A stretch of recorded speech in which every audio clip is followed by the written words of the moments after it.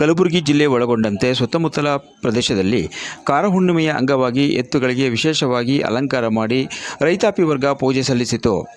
ಕಲಬುರಗಿ ಜಿಲ್ಲೆಯ ಎಲ್ಲ ಭಾಗಗಳಲ್ಲಿ ಮಕ್ಕಳು ಒಳಗೊಂಡಂತೆ ಹಿರಿಯರು ಕಾರಹುಣ್ಣಿಮೆಯ ಆಚರಣೆಯ ಸಂದರ್ಭದಲ್ಲಿ ಎತ್ತುಗಳಿಗೆ ಶೃಂಗರಿಸಿ ಪೂಜೆ ಸಲ್ಲಿಸುತ್ತಿದ್ದುದು ಕಂಡುಬಂದಿತು.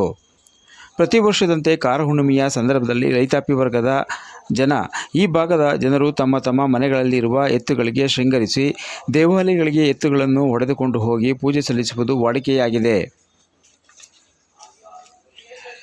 ಕಲಬುರಗಿ ಜಿಲ್ಲೆ ನಗರದ ಹೃದಯ ಭಾಗದಲ್ಲಿರುವ ಶರಣಬಸಪ್ಪ ದೇವಾಲಯ ಸೇರಿದಂತೆ ಎಲ್ಲ ದೇವಾಲಯಗಳಿಗೆ ಎತ್ತುಗಳನ್ನು ಹೊಡೆದುಕೊಂಡು ಹೋಗಿ ರೈತರು ಪೂಜೆ ಸಲ್ಲಿಸಿರುವುದು ಕಂಡುಬಂದಿತು. ಹಾಗೆಯೇ ಜಿಲ್ಲೆಯಾದ್ಯಂತ ಇದೇ ದಿನ ತಮ್ಮ ತಮ್ಮ ಹೊಲಗಳಿಗೆ ಹೋಗಿ ರೈತಾಪಿ ವರ್ಗ ಬಿತ್ತನೆ ಮಾಡುವುದು ಕೂಡ ಕಂಡುಬಂದಿತು.